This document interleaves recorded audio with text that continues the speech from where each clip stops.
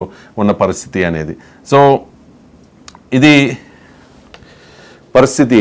అంటే అధికారంలోకి రాకముందే, అధికారం లేకపోతేనే మేము ఎంత చేయగలమో చూపించాము, ఒక్క ఎమ్మెల్యేని గెలిపిస్తేనే ఈ రాష్ట్రానికి ఏం చేశామో చూపించాము, అలాంటిది ఒక 10 మంది ఎమ్మెల్యేలు అసెంబ్లీలో ఉంటే ఏం చేస్తామో ఒకసారి ఊహించుకోండి అని గతంలో ఒక మాట అన్నారు పవన్ కళ్యాణ్ గారు. ఒకరు కాదు, 10 మంది కూడా కాదు, 21 మంది ఎమ్మెల్యేలు, జనసేన ఎమ్మెల్యేలు ఇప్పుడు అసెంబ్లీలో అడగబెట్టబోతూ ఉన్నారు. అంటే మనం చూడొచ్చు ప్రజలకి ఎంత వీలుగా ఉంటుందో వాళ్ళ సమస్యలను పరిష్కరించుకునేందుకు అనేది. సో మా ప్రతినిధులు కనెక్ట్ అయి ఉన్నారు. భీమవరం నుంచి బ్రహ్మేంద్ర కనెక్ట్ అయ్యారు, అలాగే దుర్గాప్రసాద్ కనెక్ట్ అయ్యారు తాడేపల్లిగూడెం నుంచి. మరి కాసేపట్లో తెనాలి నుంచి అనిల్ కనెక్ట్ అవుతారు, అలాగే అమరావతి ప్రాంతానికి చెందిన రిపోర్టర్ కూడా మరి కాసేపట్లో మనతో జాయిన్ అవుతారు. రైట్, ఫస్ట్ దుర్గాప్రసాద్తో మాట్లాడదాం.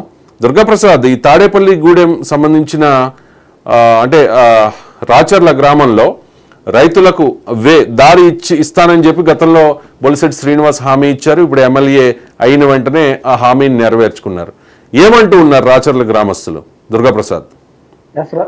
రవి, ఈ మొన్న జరిగిన సార్వత్రిక ఎన్నికల్లో జనసేన పార్టీ ఫైర్ బ్రాండ్ గా పేరుగాంచిన ఈ బొలిశెట్టి శ్రీనివాస్ అయితే మాజీ మంత్రి కొట్టు సత్యనారాయణ పై భారీ మెజార్టీతో గెలిచారు. ఈ నేపథ్యంలో అంటే కౌంటింగ్ ఎలక్షన్ కు సంబంధించి అయితే ఆయన ప్రచారంలో ఉండగా అయితే పలు రైతులను అయితే ఆయన కలవడం జరిగింది.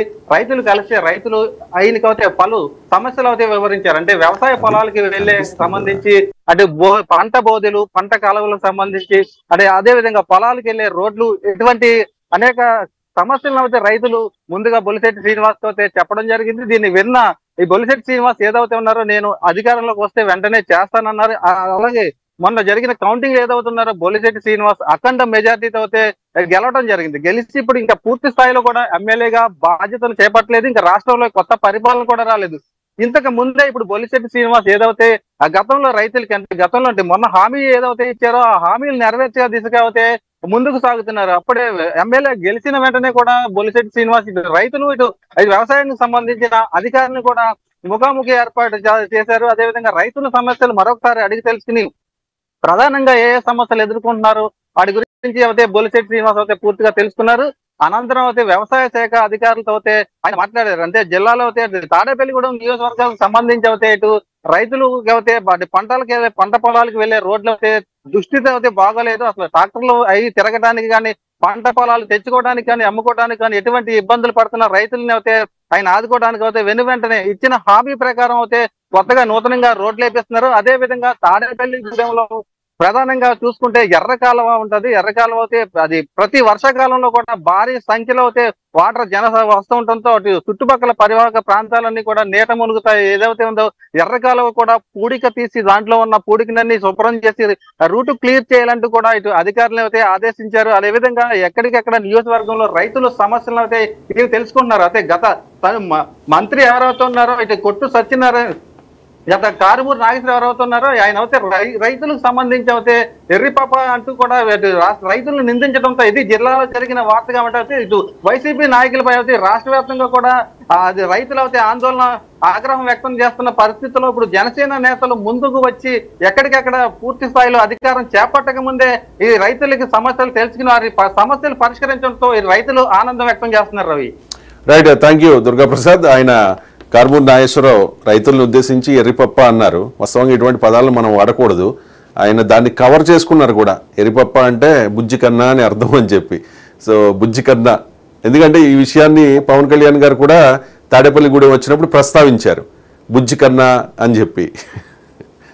రవి, అదైతే వర్షాలకి అయితే పూర్తిగా అయితే పంట పొలాలు అవన్నీ తడిసిపోయి ఇటు సకాలంలో ప్రభుత్వం అయితే ధాన్యాన్ని కొనుగోలు చేయకపోవడం వల్లే ఇటు రైతులు ధాన్యం తడిసిందంటూ కూడా ఇప్పుడు ఆ రోజుల్లో అయితే రైతులు ఆందోళన వ్యక్తం చేశారు. అదే సమీపంలో ఉన్న పంట పొలాలను పరిశీలించడానికి వచ్చిన కొట్టు సత్యనారాయణ అయితే రైతులు ఇలా నుంచి ప్రశ్నించగా అయితే వారిపై అయితే ఆగ్రహం వ్యక్తం చేసి బుజ్జి కన్నా, ఎర్రిపప్ప అంటే ఇలాంటి పదాలు అయితే వాడారు. దీంతో అయితే రైతుల్లో ఒకసారిగా ఆయన విలన్ గా మారిపోయారు. దానికి ఆయన అనంతరం ఆయన సరి చేసుకున్నప్పుడు కూడా ఈ రైతుల్లో అయితే ఇలాగ మిగిలిపోయిన పరిస్థితి అయితే ఉంది.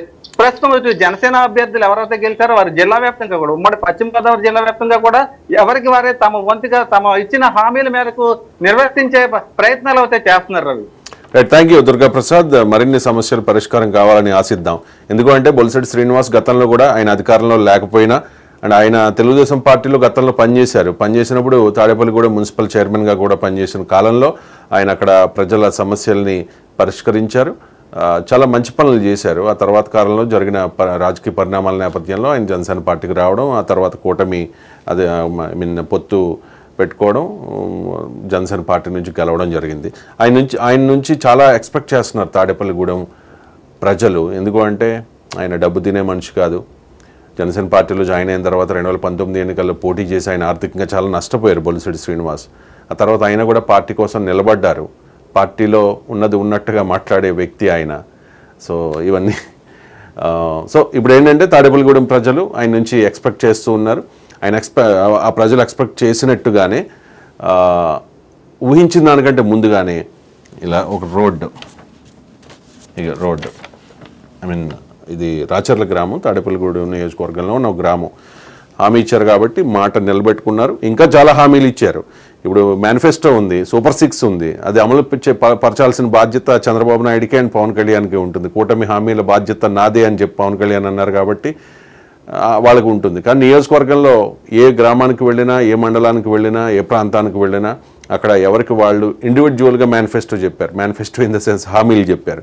కాబట్టి ఆ హామీలు నెరవేర్చుకోవాల్సిన బాధ్యత ఆ ఎమ్మెల్యే మీద, ప్రజల చేత ఎన్నుకోబడ్డ ఆ ఎమ్మెల్యే మీద ఉంటుంది. సో జనసేన ఎమ్మెల్యేలే ముందుగా ఆ అడుగు వేస్తూ ఉన్న పరిస్థితి. నెక్స్ట్ ఒకసారి భీమవరం వెళ్దాం. మా ప్రతినిధి బ్రహ్మేంద్ర కనెక్ట్ అయి ఉన్నారు.